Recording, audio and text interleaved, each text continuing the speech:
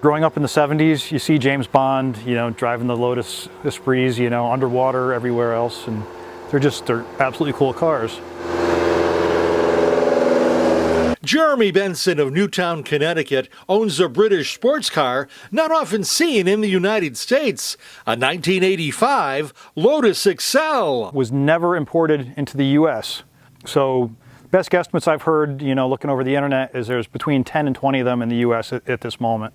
Even over in Britain right now, there's, I think, under 200 on the road still. It's a right-hand drive model with a low profile and a sweet sound. Over the course of the 10-year production run from 82 to 92, they made around 2,000 of these. So there's not a whole lot of them anywhere. They didn't sell them in the US because they made so few of them, it didn't make financial sense to make them to meet the US regulatory standards. So this car still has carburetors on it. Amazingly, in 1985, it still has a manual choke. Benson's Lotus Excel is bright red and hard to overlook, which can be said of all Lotus models. It was a high-priced car for its day, and it's a good car, but they didn't sell a lot of them. Lotus doesn't sell a lot of any of their cars. They're a small manufacturer, and they make neat cars, but they're pretty rare. What sets Lotus apart from other brands? All of their cars have fiberglass bodies on them, and Lotus actually developed a process that makes the fiberglass denser and stronger than like a standard hand-laid fiberglass. But when you close the doors and whatnot, you can feel that it's a small manufacturer making fiberglass cars. The Excel is quite peppy.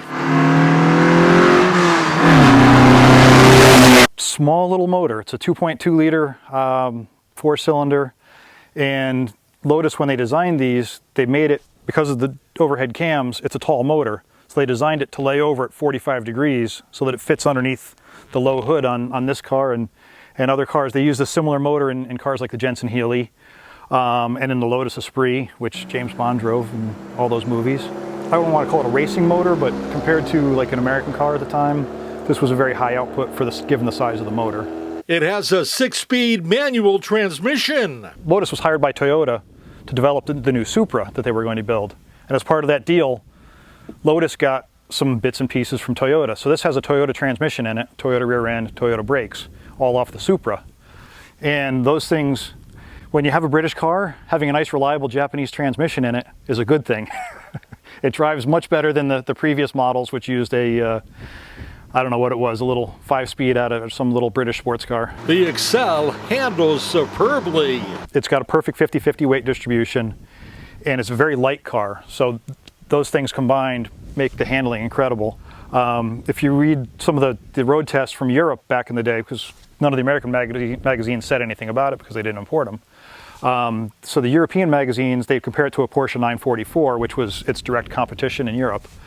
And 944 is supposed to be one of the best handling cars of all time. They say this one's better. A little bit rougher around the edges than a 944, but when you start driving on the back roads and you're screaming along, it's a lot better. Benson has owned the Lotus since June 2021. He found it in an online auction. What I really like about it is that it's very analog. There's no computers in anything in this car. So anything that goes wrong, I can fix. The Excel is a 2+2 model with rear seating. This is marketed for the guy who wants a sports car but also has kids. Although they got to be really small kids because the seats are really small. Not surprising, not everyone who spots the Excel knows what it is. A few people actually know what it is. Most people have no idea what it is. Actually, even a lot of people don't even know what Lotus is.